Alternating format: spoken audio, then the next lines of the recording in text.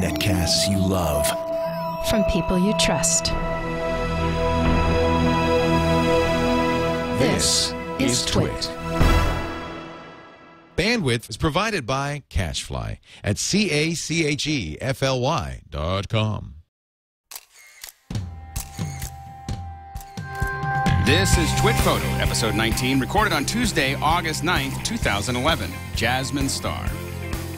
This episode of TWiT Photo is brought to you by Netflix. Watch thousands of TV episodes and movies on your PC, Mac, iPad, iPhone, or TV instantly. All streamed directly to you, saving you time, money, and hassle. For your free 30-day trial, go to netflix.com/twit.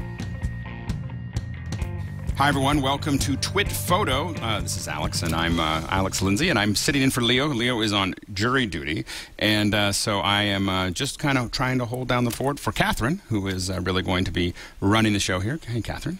Hi. How you doing? Hi, everyone. Welcome. And we're also here with Jasmine Star. Jasmine, which, by the way, your site is just fantastic. Thank you. I went through it as we were prepping, and it was just I was really, really impressed. I really had a fun time checking it out. Yeah. Definitely. So anyway, but you have a before we get to talking to Jasmine about her photography and some of her tips, you have a blog post on punk brilliance. Yeah. Can we go ahead and pull that up? Yep. So we're going to shake it up a little. Each week, I'm going to start off with, if we can make it full, start off with showing one of my pieces of work and then giving you just a little quick tip. So this is actually a portrait I did of friends of mine, John and Lene Asiel, who are brilliant, brilliant designers. And this was shot at Burning Man, and no, their feet are not cropped off. It's just the way it's displayed. And it won't stretch out. Anyway. Sorry. Anyway, it doesn't matter. Go to the blog. You can see it there. But anyway, I've gotten a lot of questions about Burning Man and shooting at Burning Man, and I could get into further depth later at another time, but just one quick tip. If you're going to be shooting in a very dusty environment, then... Don't take a camera. Sorry. Rent a camera? No. Yeah, exactly. Basically, my biggest tip would be get a lens that is has a big zoom. So like I get the 24 to 105, and you put it on your camera, and you do not take it off the entire time. Right. Don't even be tempted. So and if you don't have that lens, then just go ahead and rent it. So I rented the 24 to 105, didn't take it off once, and that would be my biggest tip for shooting out in the dust.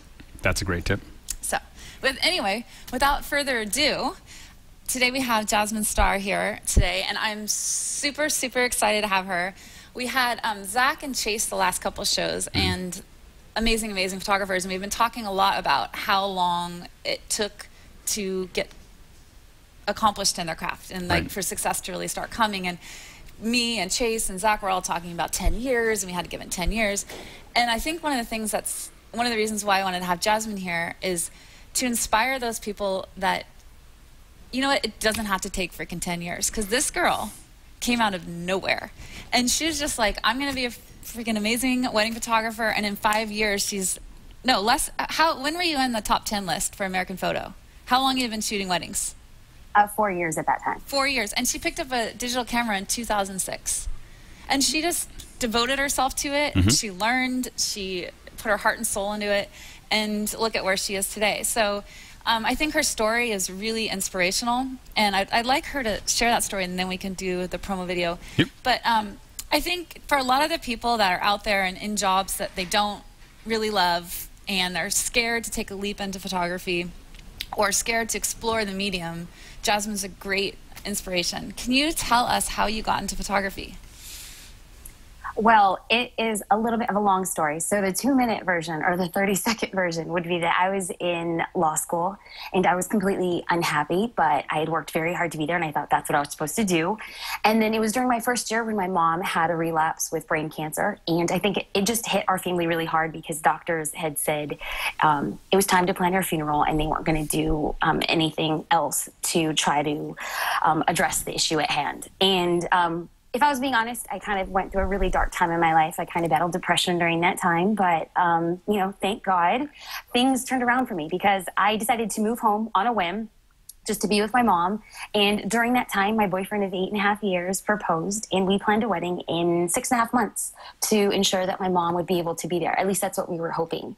And it was during this time when I found a wedding photographer online, and he revolutionized and radically changed the way that I saw weddings.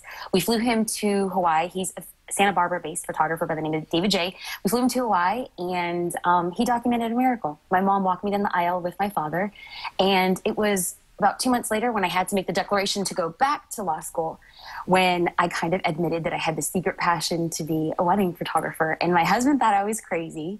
And when I told him, he was like, I don't really understand where this is coming from. But he said something that had forever changed my perspective and has acted as a cornerstone of my business. And he said, I would rather see you fail at something you love than succeed at something you hate. And so we decided to try it out for a year. And 5 years later, there's no looking back. So I'm very, very honored and excited to be on the show. So thank you. You're welcome. And let's go ahead and launch into, we're going to play Jasmine's promo video, which was made by the very talented Anton Lorimer. And enjoy. Well, like anything, it just started off like an idea, like a small thought, and then it just grew from there. It's Ben & Jerry's, what is it, ice cream sundae? Strawberry cheesecake. I love dogs. I drive fast. Cinnamon Toast Crunch. If you would have told me that my life would be so different 3 or 4 years later, I probably wouldn't have believed you. And though being a photographer is a really big part of my life, it doesn't define me. My favorite color is blue. Sometimes I sing in public. I think it's yellow. Is it blue? I don't know. Everyone is defined by their experiences in life, and I think this helps shape the perspective of their world. I'm a wife. I am a sister, and I am a daughter. I blog, and people share their lives with me, and I love it. So often I speak freely about my childhood or things that I've experienced. I share it with everybody because I really want people to know that I'm not defined by who I am now. I'm a small component of a million different pieces. I laugh and I cry. I definitely laugh more than I cry. I'm quiet and I'm loud. I'm loud because for so long I was way too quiet. If I've learned one thing, it's to take who I am and embrace it. All of it, and celebrate it. I've failed a lot more than I've ever succeeded. I think that that's the way life works. You fail a lot more, and the more you fail, the more you'll succeed. So here's to many more failures. I bring that, like who I am, to everything I do, if it's photography or any other aspect of my life. I love. I live. I try to live every moment out loud. I am a photographer, I'm a blogger, and I'm an artist. We all have something that nobody else has, something that makes us truly unique. And it's us. It's who we are. And whether you believe it or not, it's interesting, it's unique, and it's beautiful. I am Jasmine Star.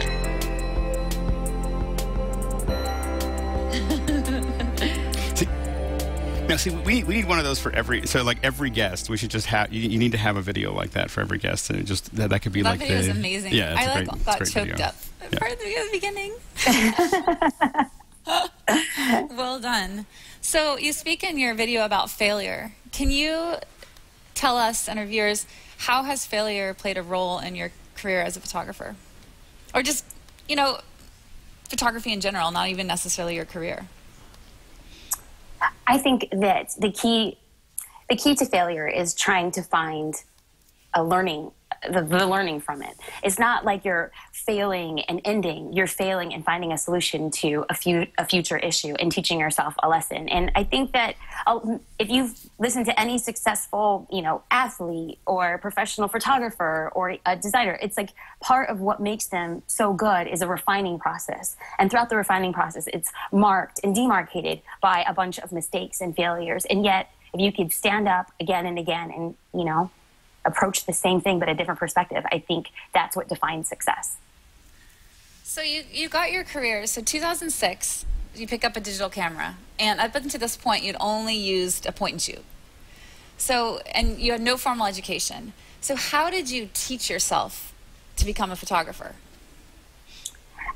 Just to clarify, I had never touched a digital camera up until January 1st of 2006. Now, I'll pick up where I ended the story. So I tell my husband, like, hey, I think I want to be a wedding photographer. And on Christmas of 2005, he gives me a Canon 20D, and I decide that I'm not going to open it until January 1st of 2006 because I'm like, oh, new beginnings and all that stuff. So I had never touched a digital camera, and I was so intimidated by everything. So I did what any photographer would do when they got a new camera. I opened the box, and I just started shooting everything. I thought I was going to be amazing, and I had all this passion. And then when I looked at my images, I was like, wow, I suck. And so I knew that I really had a lot of work to do. And then it was after that, then I started giving myself homework assignments of sorts. Like I kind of knew that I wasn't going to be able to go back to school, nor did I even really want to go back to school. But I knew that I was so hungry and really wanted it to work. So I gave myself homework assignments. I would read my manual, and when there was something I didn't understand, like shutter speed or aperture, I would go online and look on photo forums or even just Google what is shutter speed and what is aperture. And whenever I would come across something that I needed to practice on, say backlighting, I would give myself a homework assignment for the week. And if it was backlighting, I would go in my backyard and we had an orange tree, and I would shoot an orange backlit. And then I would shoot my running shoes in front of the fire backlit. And then I would get our dining room chair and put it in front of a window and shoot that backlit. And then I would understand the ramifications and the implications of light and how it worked with the photo and the things that I was doing wrong, essentially failing in order for me to find success by the time I was able to shoot my first wedding in October of 2006.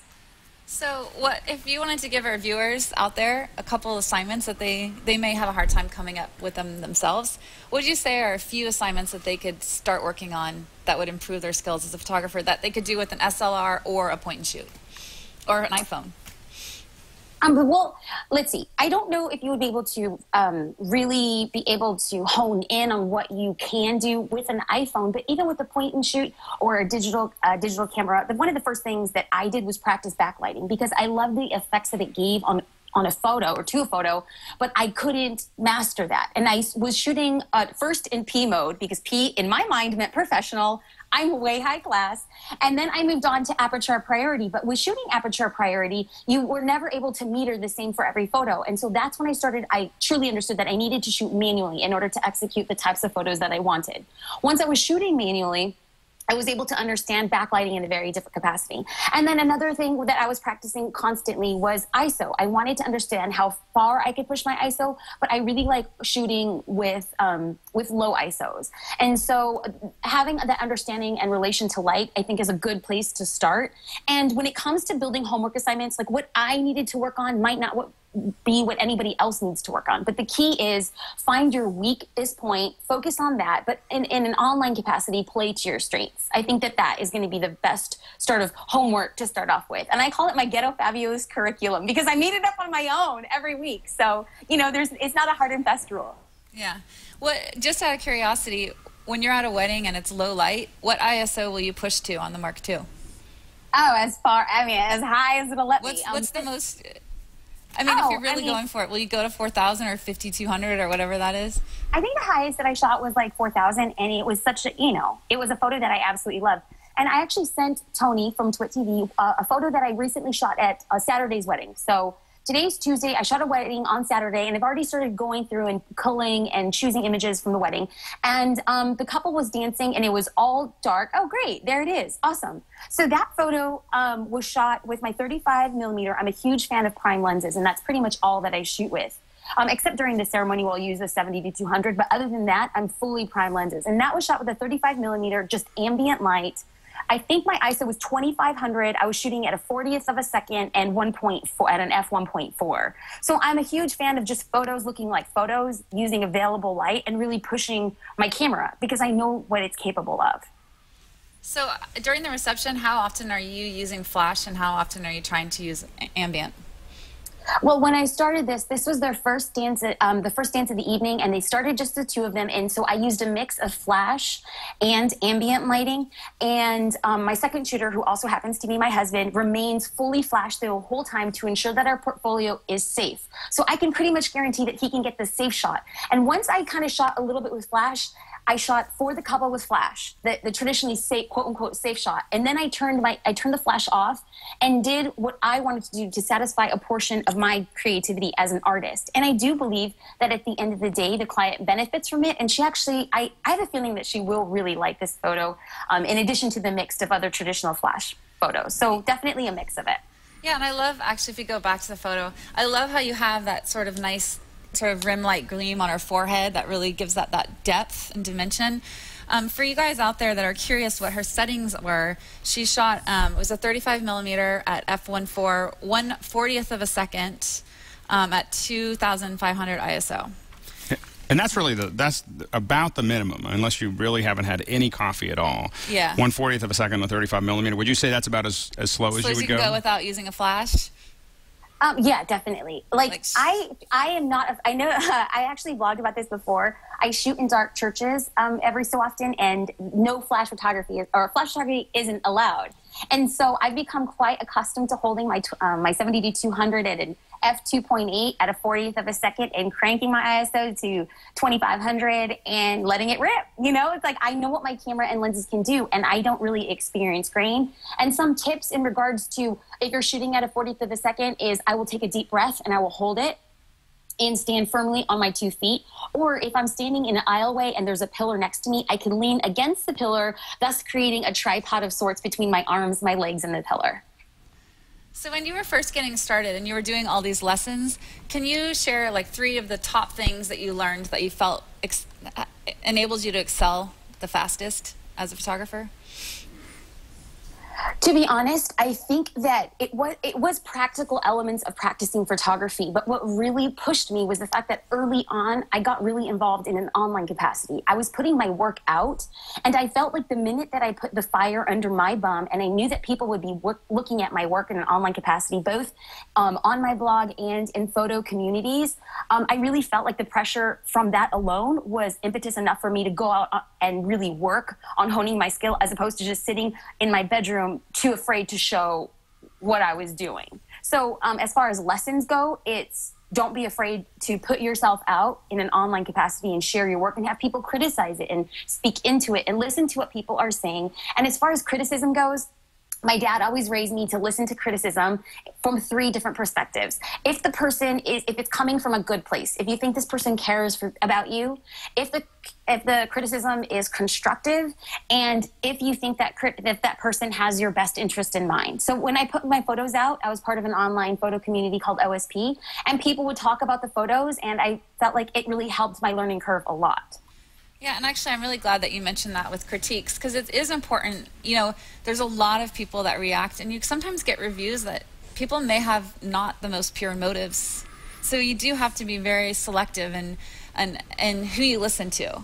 And there's also a lot of noise out there, you know, so you don't always, it's sort of look up to, you know, I always think of critiques, ask people that you admire as photographers themselves and that you know that you can trust their interests, and then you'll get more feedback. And a lot of times you get the feedback and you reject it, but sleep on it and look at it again the next day and think, well, maybe, you know, because does that happen to you? Or I get critiqued all the time, and, you know, by a lot of our viewers and everything else. And, and the thing is, we have to, you know, I always try to let it sit and ruminate, like what you're talking about, for a long period of time, because there's also a lot of things that the guys in the office will say, or other people that I know that'll give me feedback. And at the moment they gave it to me, I'm not ready for it. And I'm like, okay, I don't think that's the case at all. And then over time, you know, keeping it in the back of my head allows me to kind of deal with it slowly. But, you know, all of it is a pointer to something. Yeah, and you and really, actually, can I speak into Alex's point? There was this one time, and criticism actually is such a good way because it forces you to make conscious decisions. My husband JD was in New York for Photo Plus, a photo conference that happens in New York City every year. And unbeknownst, and so a gentleman, JD was talking to a group of people, and a gentleman came into the conversation, and this gentleman did not know that JD was my husband. And he said, "Oh, have any of you heard of this Jasmine Star girl? You know, she would be okay. You know, she just really needs to work on her skill a lot more, and she'd be a lot better if she didn't blow out her skies."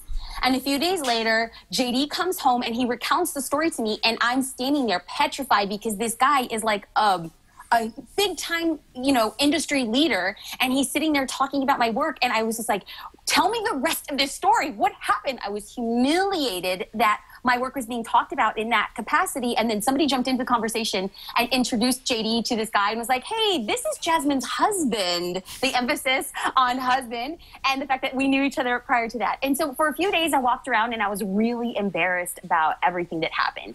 But what had transpired after that was the fact that I said, yes, I might blow out my skies, but my metering for the skin is spot on. And if that's what it turned out to be, then I now can make a conscious decision as it being an artistic decision about what I'm doing. So now when I get criticized about me blowing out my skies, I'm totally okay with that because it's become my stilo, and I'll defend it and I'll embody it and I'll rock it out. So, you know, as long as criticism comes from a good place and you could digest it and then defend it, if that becomes then your aesthetic style.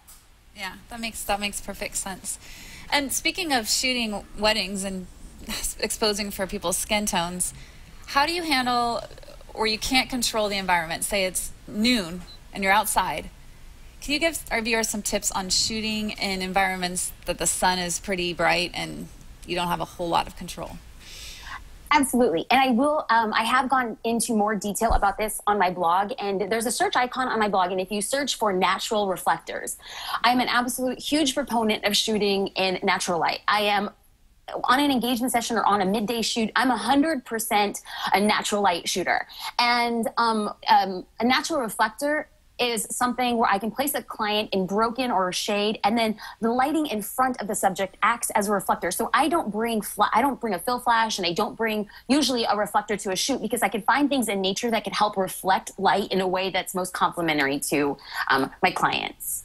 So what things have you find, and give us a couple examples, and I could help with that. Like, for example, reflection, if there's a concrete wall, that can, a lot of times I'll put subjects in shade and then look for a shaping source. So if there's a dark side, then I'll put them, and I'll know that I'll put their face half next to the dark side and half next to where the light's coming in.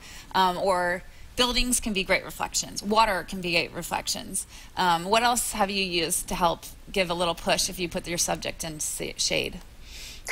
Everything that you said is exactly what I do, and also what I've come to find out through trial and error are terracotta grounds. So here in Los Angeles and Orange County, you can go to like a trail and there's like red dirt or red sand, and it becomes a beautiful, when the light is hitting it, it becomes this beautifully warm reflector, and that has helped out a lot. And a lot of times, you know, in here there's a lot of Mediterranean architecture, and that has a terracotta quality to the walls. And so when the sun hits that, this nice warm glow, you know, really helps this beautiful reflection hit the clients. And so in that photo that Alex is showing with the subjects, I actually dedicated an entire blog post to this particular photo shoot.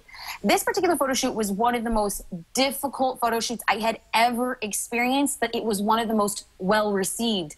And I kind of feel like as artists, when you really push yourself in the most heartbreaking of situations, they wanted to have photos done on their boat.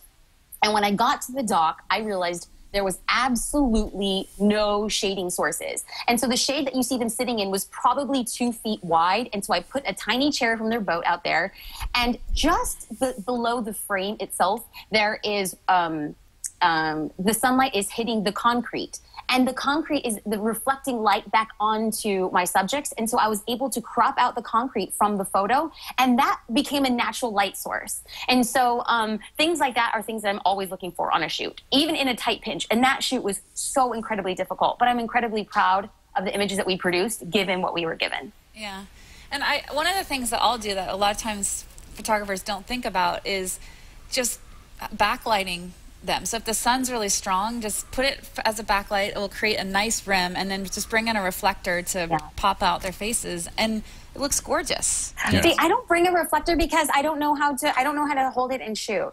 You know, so. That's why you need to get an assistant. You guys have to have a kid now. Oh, the family, traveling family. So fancy. You're so class. Wow, an assistant. Wow, I need my game. So, or you can ask, bridesmaids can be very helpful. I've been known to ask bridesmaids to hold a reflector if necessary.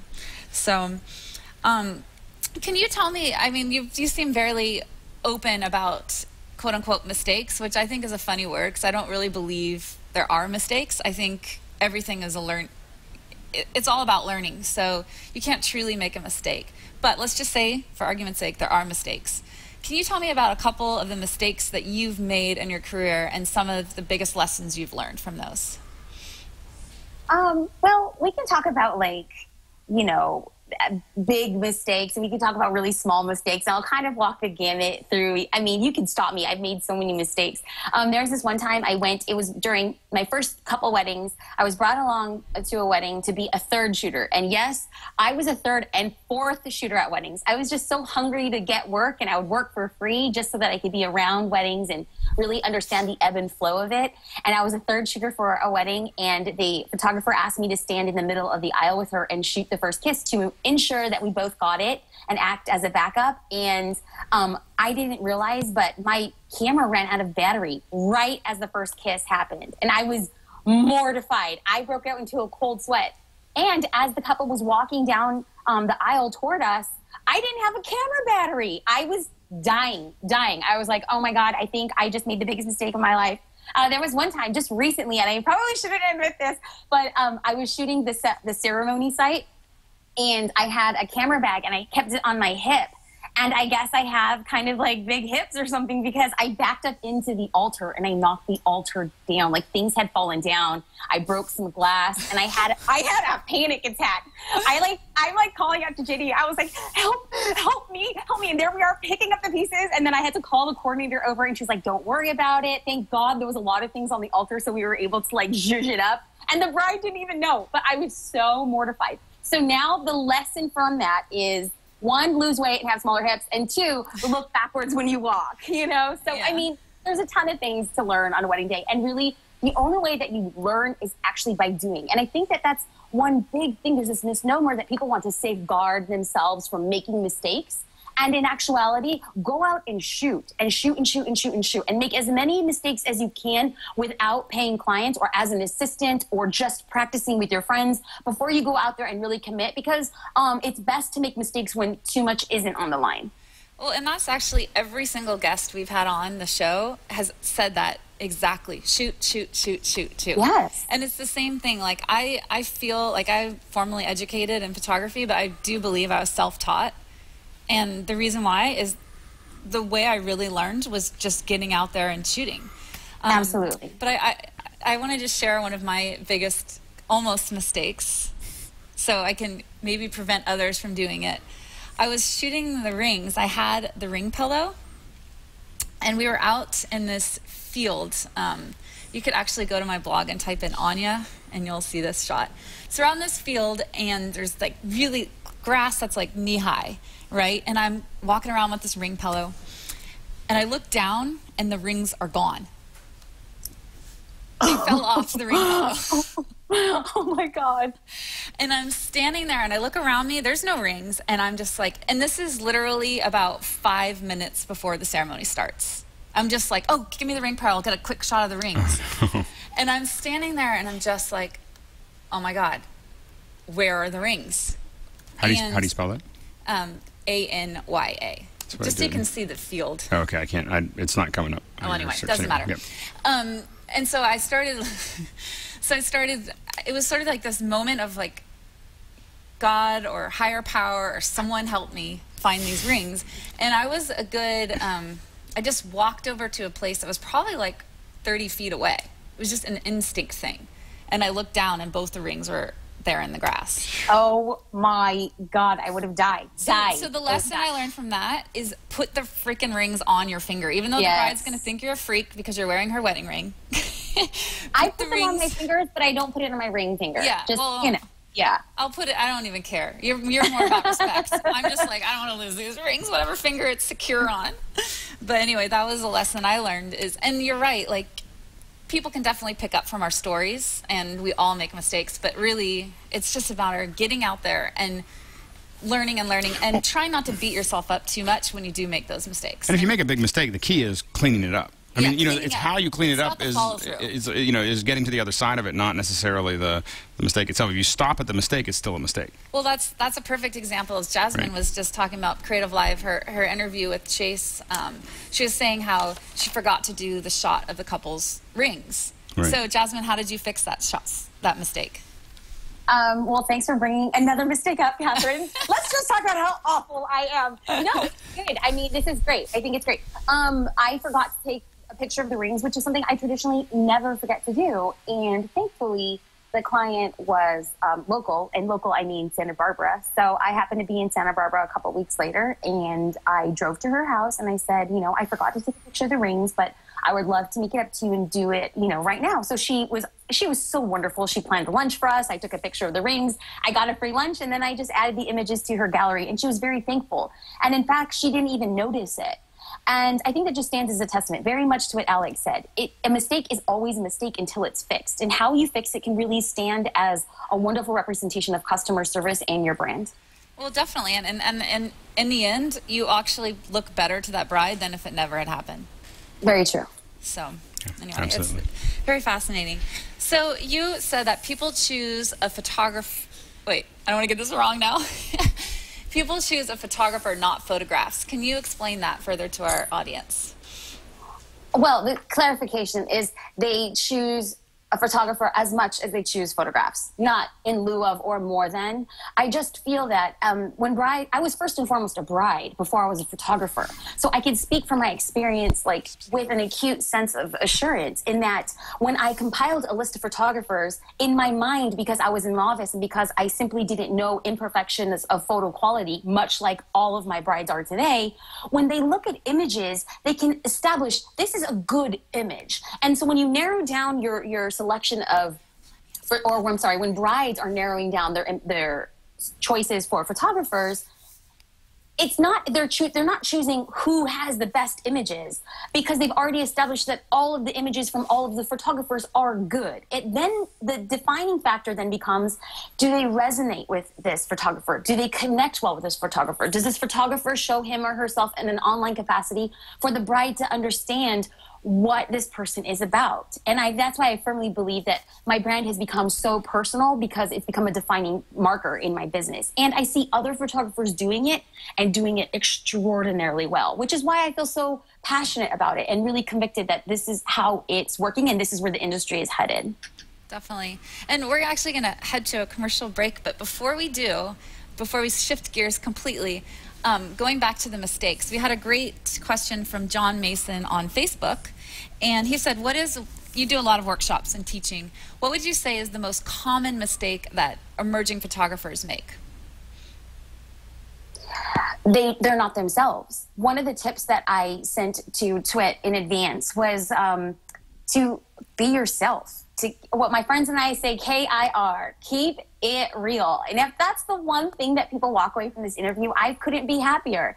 Because what happens is newer photographers want to hide behind this idea that they're not enough.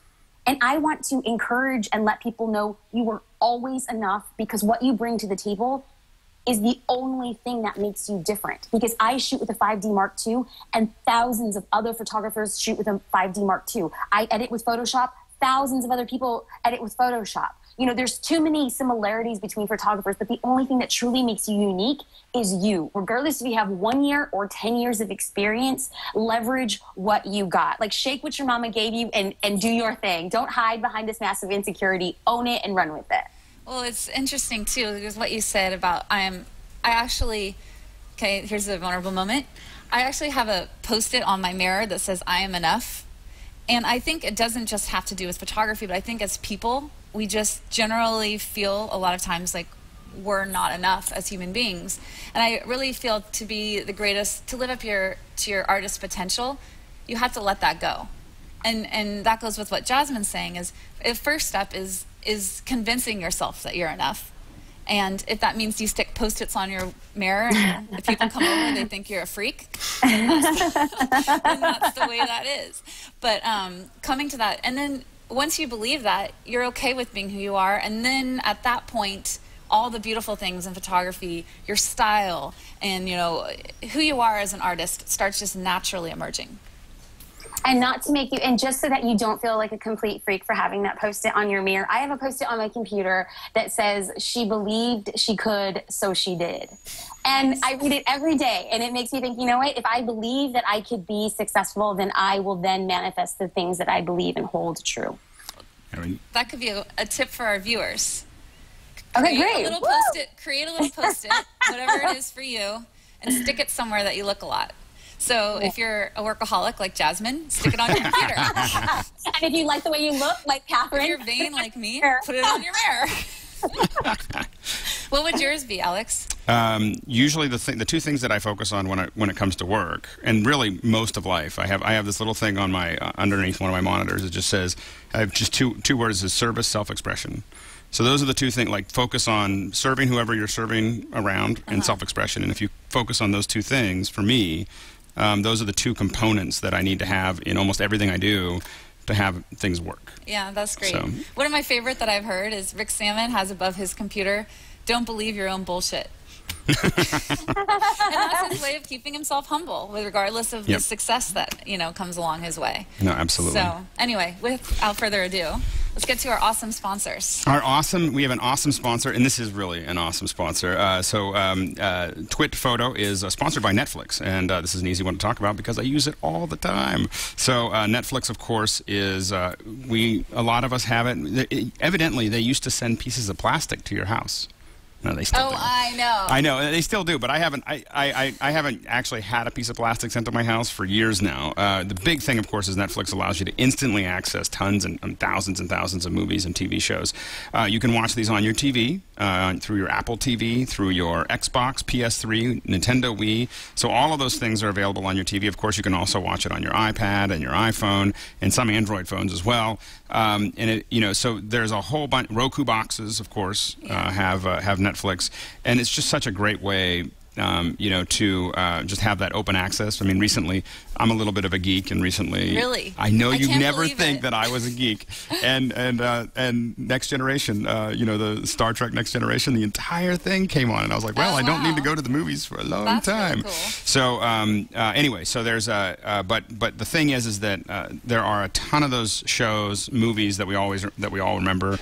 There's new stuff, there's old stuff, there's back catalog that you just never thought you'd see again. Yeah. There's also movies that came out in the last couple months. So all of those things are available on Netflix, and again, it's one low price. You're just streaming it. I think now they're saying that Netflix is something like 40% of the bandwidth during prime time. Oh, really? Used in the United States. So we're not the only ones using it, right? Yeah, exactly. So now you can get a 30-day free. If you go to netflix.com/twit. So make sure to go to that URL, and you can get 30 days. You can cancel, of course, at any time. There's no long subscription like other services, so you can use it on all the devices. Anything you log into, you can watch instantly. You can set up an instant queue, so you can keep track of what you want to watch next. My queue, I think, is now at about 270 or something like that. Well, the problem is it makes you lazy. And what I mean by that is now if I have to put a DVD in, I'm like, oh, I have to get up. Well, what I realize is that I literally, Netflix, when Instant Play came out, was pretty much the end of my DVD experience. Because as soon as I started doing that, I use it a lot. I do stationary bike a lot. Yeah. And that's how I watch a show or a movie or whatever on my bike. Like, I'm way too ADD to actually sit on a stationary bike and just bike.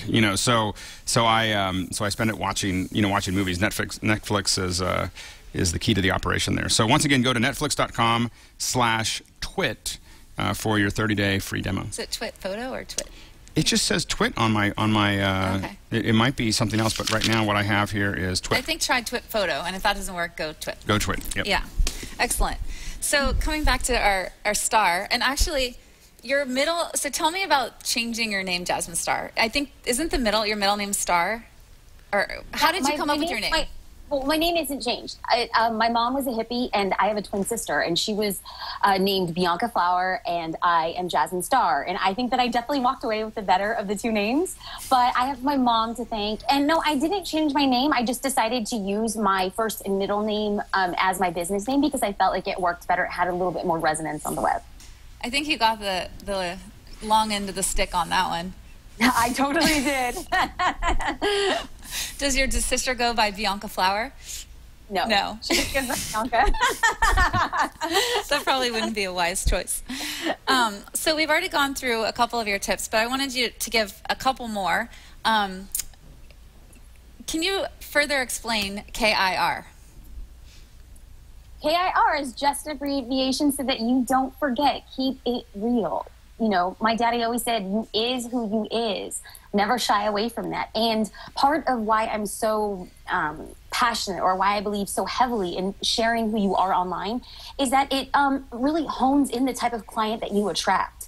I know I have a very high booking rate, and it's not because my photos are amazing or I have this amazing website. It's the fact that people now know what I wear to weddings. They know what TV shows I watch. They know my splurges. They know where I went on vacation. They know the name of my dog. I really do share that type of information on the web because I want people, and even on my website, is like all of those things were listed. My dog, my husband, the fact that I am obsessed with Pinkberry and chocolate, and my verbiage and my philosophy on love is also interspersed within my website. I want people to see my thumbprint. I want them to have a very distinct idea about who I am, so that when they walk in to the studio, or if we set up a Skype interview, I do a lot of destination weddings, and so we'll have a Skype interview. And by the time that interview happens, we are having a conversation. We aren't having a sales meeting, which is exactly what I want. And it works both ways. People will go to my website, and people will go to my blog, and they will say, I can't stand this girl. And that is absolutely perfect and amazing, and I'm totally okay with it, because I don't want to waste their time, and I don't want them to waste my time. Now, if you feel like, you know, there are photographers who just feel like their website is pleasant. And if you are feeling like your website is just pleasant, I really challenge you to shake things up and define who you are on the web, so that you could start attracting the type of client that's a very good fit for you and your brand. So how has keeping it real, you know, that's from a branding, marketing perspective, just from a purely photography perspective, how has that affected your photography? Well, you know, I think, okay, so there was, please forgive me, I'm so embarrassed I'm actually admitting this, but I occasionally watch America's Next Top Model. And if you are, I know, I watched Crazy Tyra, but if you are somewhat unfamiliar with the show, they just take the average girl next door, and week after week, they give these girls challenges, and at the end of the show, they send one girl home, and at the end of 12 weeks, the winner is announced. And every week, they bring on this celebrity photographer. So they're working with an average girl, very much the average girl that I work with at an engagement session or at a wedding. And then there was this one week where they brought in this photographer, and he was working with his clients, and he put him in an urban landscape. And in my mind, I really had this idea of what a photographer talks like or looks like on a shoot. I had never really seen it happen in real life. And then there was this photographer, and he was working with these girls, and he was laughing with them, and he was encouraging, he was making them laugh, he was having them do things, giving them actions to do during the shoot. And I thought to myself, well, he's not professional. And at the end of the episode, they showed his work and the work that he produced from these girls and the models and the fun they had on the shoot. And I was totally blown away by his work, what he brought to the table. And it was the first time that I saw a photographer truly be okay with who he was.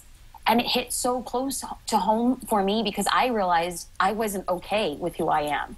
I went to shoots, and I wanted to hide behind the fact that I didn't have a formal photography education, or that I didn't have photography connections, or that I didn't have the nicest car or a studio or even sample albums. And so I spoke a certain way to convey this idea, but in all reality, I should have just been myself 100% of the time, because once I finally gave myself the permission to laugh, engage, and have a good time with my clients and just be myself, I think it started revealing itself in really like fun lifestyle pictures that I was really proud of, because they felt like me. And for the first time in a long time, that felt really good.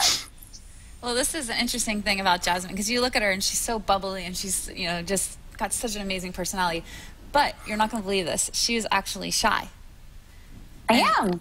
And so I would like for you to explain to the audience, how did you get over, I mean, you saw this guy on America's Next Top Model, and you realized, hey, he's doing something right here.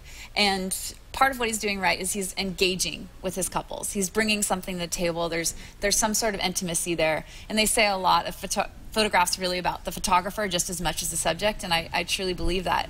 So you see that, you see the strengths in that, but you're shy. How do you move from there?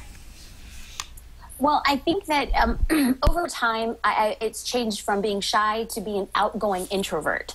So I can be outgoing, specifically in the safety of my office when I'm talking to people on TWiT TV. That's okay. But a lot of times it takes so much energy for me to walk into a room full of peers or other photographers, because I feel so extraordinarily intimidated by their talent, by who they are. And, you know, for a long time, it took me a while to admit that I just wasn't okay with who I was as a photographer or as an artist. And I think that, what was the question? I'm sorry. Oh, no, I'm just wondering how you obviously are very engaged with your subjects, and you were shy. So how did you, did you have any tricks, or how did you get from being sort of shy to engaging?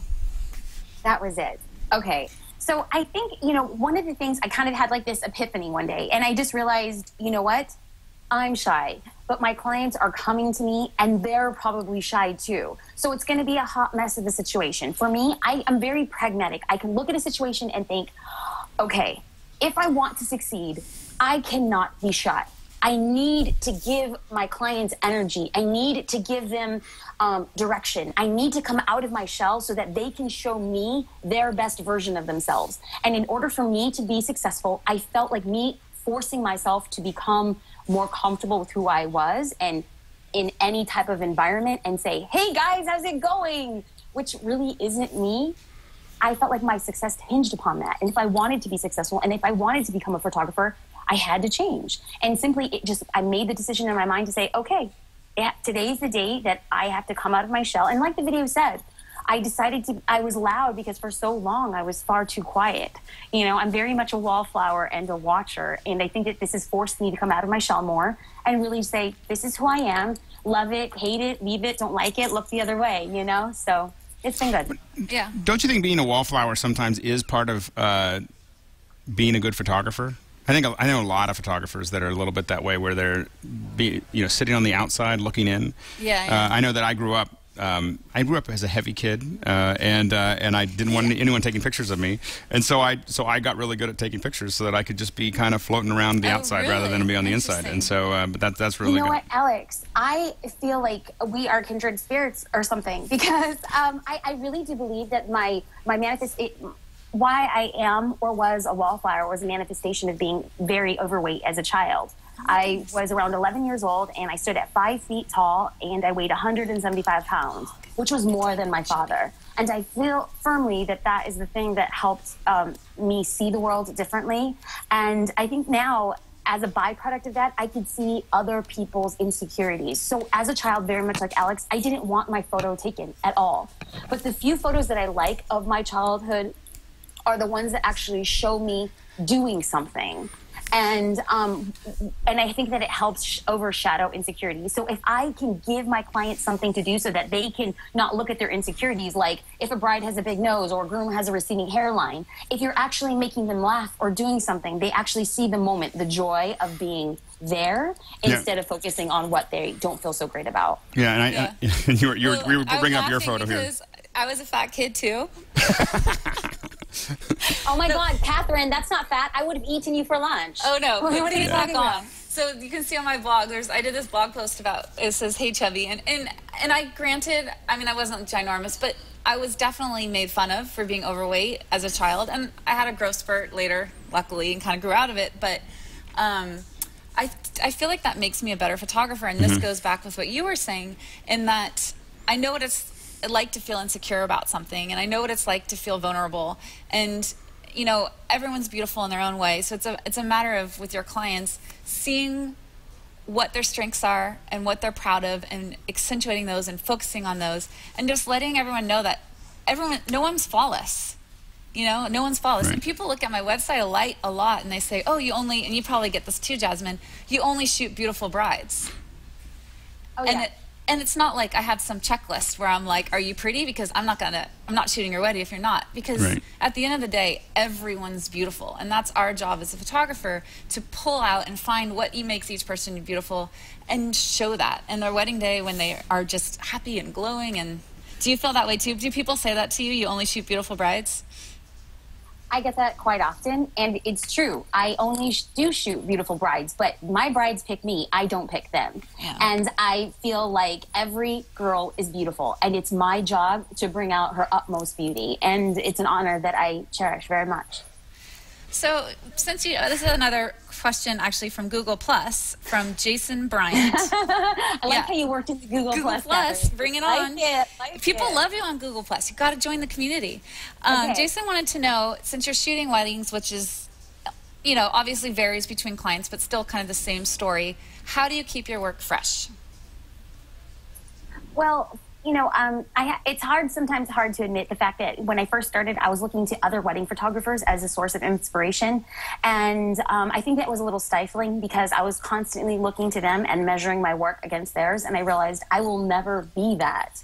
And it wasn't until I took a step back and really focused on the type of photography that I like. When I would flip through like W or Vogue or Vanity Fair, I would look at fashion or editorial photos, and I just liked simplistic processing. I liked natural light. I liked laughter. I liked emotion. And I had to then decide, okay, what am I going to do in order to see if I could replicate this myself? So as far as inspiration goes, I really do consult a lot of the magazines that I have that I subscribe to, and I really think it's a good thing. So for girls posing and inspiration, I look to Vanity Fair, Vogue, and W. And for guys, I subscribe to Spin, Rolling Stone, and Vibe. I think that those really help me see guys in a really strong and masculine form that really helps when it comes to group posing and singular posing as well.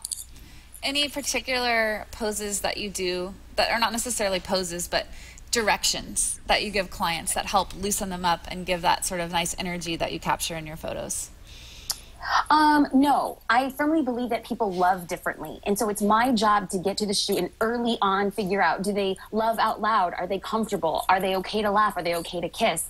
What is their story? And as we get to this, as we get to the engagement session, you know, we walk around and I'm asking them, you know, how's traffic? How's the engagement session? How did you guys meet? All those other things that come into it. And all of a sudden I start reading between the lines and I start realizing how they love. And how they love really helps me define the path that I'll take in order to instructing them what I want them to do. Because I can't give a general direction to every couple because not every couple loves the same or is comfortable in front of the camera the same way.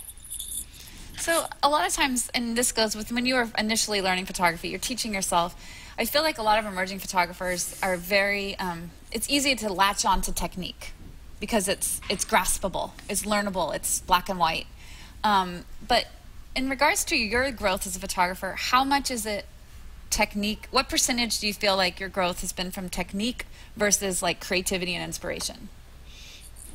What percentage? I don't know. But I will say that the defining factor of my growth, business success, and rise within the industry, which is completely blows my mind. And I always feel like, how or why the heck is this happening to me? I have no idea. But I firmly believe it isn't because of technique. That yes, you must master technique in order just to get jobs. But it isn't enough anymore. There are too many people. The barriers to entry to this industry are so low in that, just like myself, you get a basic camera, you get business cards, and all of a sudden you're in business. That right there is too much competition. And if everybody learns the same way, everybody masters technique, what then becomes the defining factor of your success? And that is your personality, that is your brand, and that's what you bring to the table. So leveraging personal experiences, leveraging an experience and client care is of the utmost importance to growing a business and what I contribute to what I've been able to do. So I feel like I'm talking so much. Gosh, that's because you're being interviewed. Yeah, that's how interviews work. Gosh, I know. I haven't talked this much. Like, it's just so odd. I feel like I should probably break out in like a song or dance or something. Let's see it, Jasmine. I don't want you to shame, you know, with all my smooth dance moves. So you talk a lot about coming from the perspective of a bride when you were first initially getting started. And I'm sure that puts you in a unique position of knowing what it's like to have that balance between emphasis on photography on a wedding day, but also having a wedding day. So how do you personally balance when you're going to be intrusive and when you're going to kind of step back? Well, on a wedding day, I would venture to say that about 85% of the time, we take a photojournalistic, which is a candid, unobtrusive approach to a wedding day. The only time I really want to be noticed on a wedding day are during the bridal party pictures, because I need to be in control of that. I need to be in control of the family pictures. And when the bride and groom are hanging out together for the bride and groom photos, that's when I want to be noticed.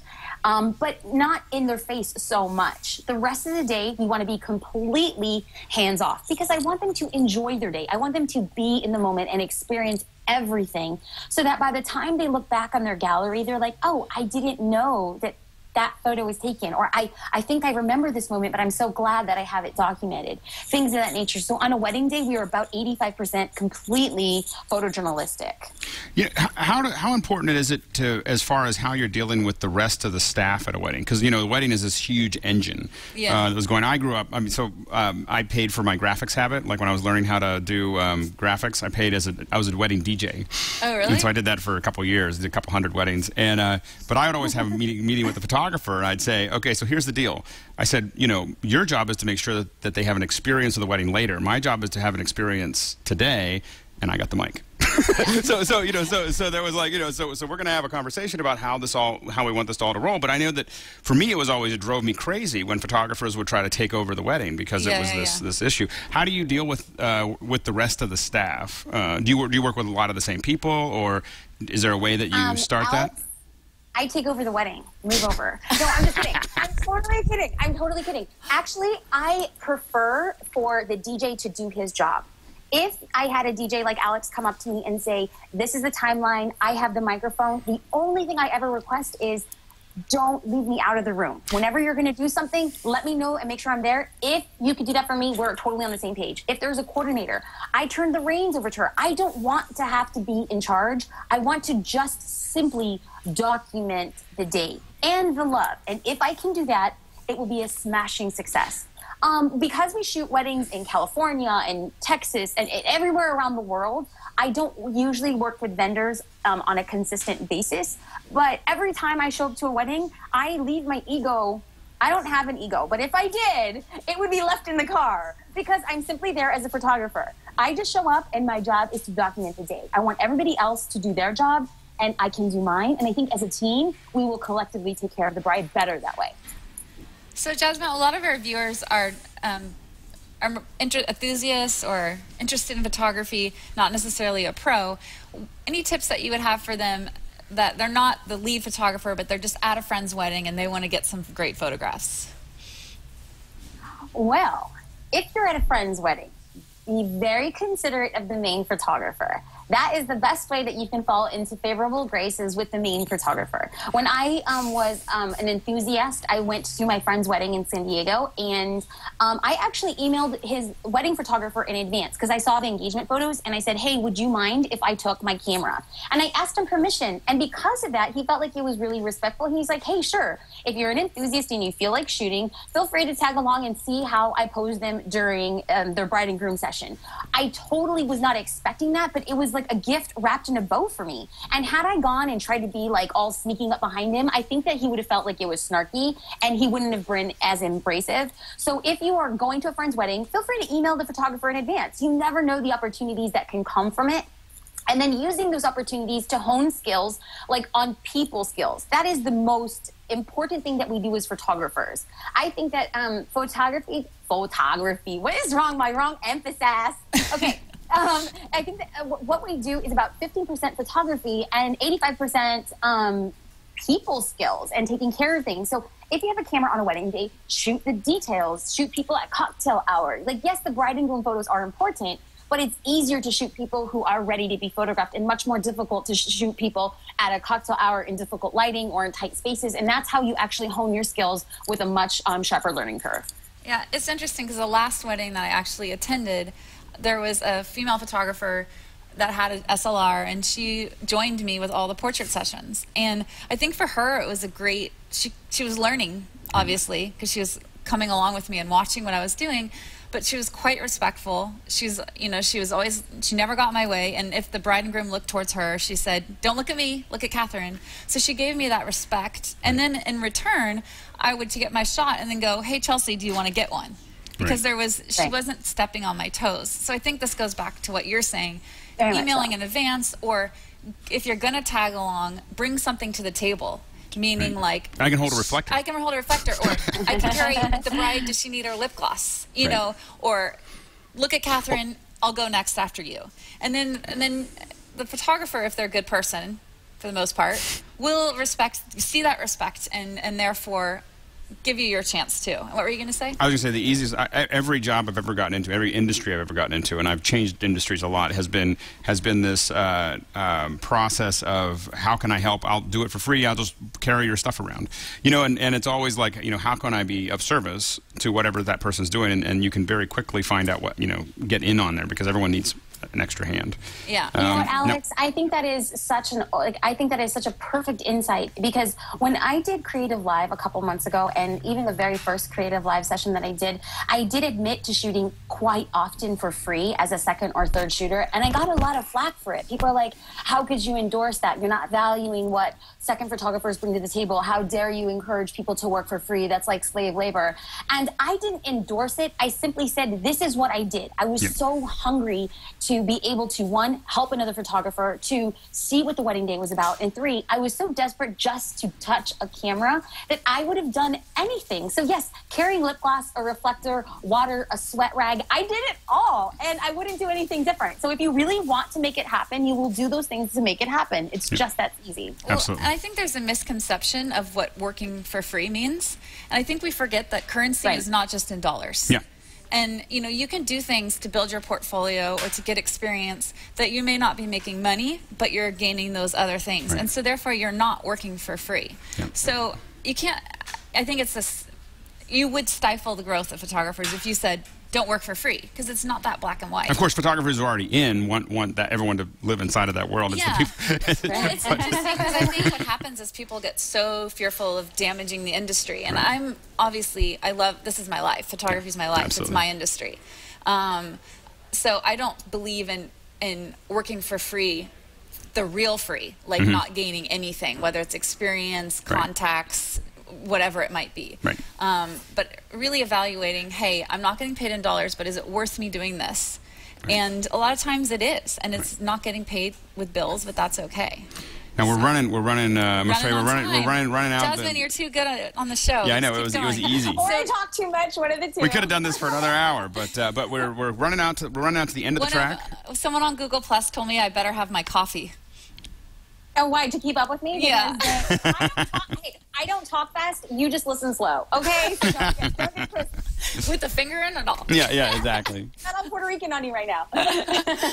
So to close, though, can you share a little bit about what's in your bag? Well, I am very fortunate.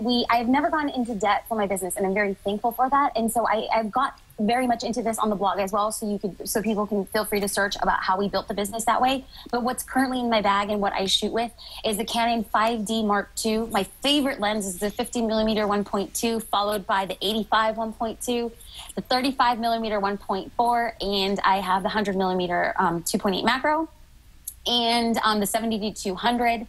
I also have zoom lenses that I will occasionally reference throughout the day, like the 16-35, the 24-70, and yeah.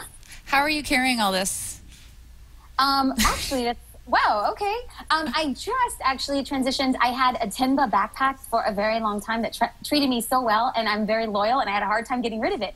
But I was fortunate to pick up a think tank bag that I was like, I'm not sure if it'll take the place of my Tenba, but this think tank bag is pretty epic. Is it on rollers? So, no, it's a backpack.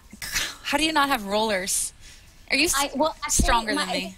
Well, thanks for the compliment, but not really, because JD actually carries the backpack. There you go. Give him another good husband points again. Yep. Yes, definitely. By the way, 85-1.2 is my favorite. It's a beautiful lens. And it's not for everybody. You know, I know that Zach bought that lens and he hated it, but like he shoots fans. You know, it's not for him. But as a portrait or a wedding photographer, I think it's a gold mine. It's beautiful. Yeah, definitely. Play with it. That's a lens to rent and play with before you buy. Definitely. Yeah. Big investment. Yeah, absolutely. Anyway, Jasmine, thank you so much for being here. And she's frozen. Yeah, Skype just.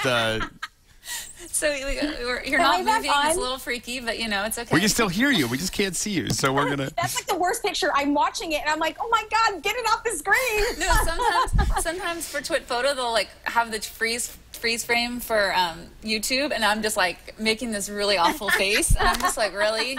That's what's out there. Guys, But anyway, end the show. An awful picture. Thank you so much, you guys, for all the viewers out there. If you want to learn more about Jasmine, go to her blog. I mean, we didn't get into social media because you talk about that so much that there's many other sources out there. But your blog is a great resource. And another thing that Jasmine does that is really interesting is she's kind of turned her Facebook page into a forum. Right. And it's a great educational source. And it's sort of, to me, revolutionary in like the way that Facebook can be used as a photographer to build a community. So I would definitely recommend checking out her Facebook page. And Jasmine, I have to ask you one more question. And actually, I want to see who wrote this because I like to. Oh, sorry. No, Dave Dugdale. I'm going to mispronounce the name. Dave Dugdale. Who takes all your promo photos because they're awesome? Oh, that was really nice. I'm very lucky to be married to a photographer. So my husband takes my. So he takes them all. Nice. Yeah. That's great. I might bump you to the side next time I'm down there. You should actually. The photo that's on the fan page now, we shot an engagement session like 4 or 5 days ago. And while we were testing the light, he's like, "Hey, stand there so I can test the light." And that was the new profile photo. So whenever he goes on shoots with me, there's always an update. That's awesome. I'm gonna train my boyfriend. It's settled. There you go. Just got to get him in the, get it set up. We'll do another show. How do you train your boyfriend to carry your bags, be a second shooter, and take awesome shots of you? That's funny. So I think we have run to the end. Thank you so much, Jasmine. Thank you, Alex. Thank you, Jasmine. Until next time. C'est la vie. Yes. Yeah, and next week, you guys, we're going to have, for the Google community, you're going to like this, we're going to have Colby Brown next week. So definitely tune in. It's going to be an awesome show. And all of you guys, thank you so much for joining us and being a part of this whole community and all your support. And your questions, and I'm just overwhelmed with how awesome the viewers are. Yeah, so it's great. All right. Thank you, guys. Thank you. Adios.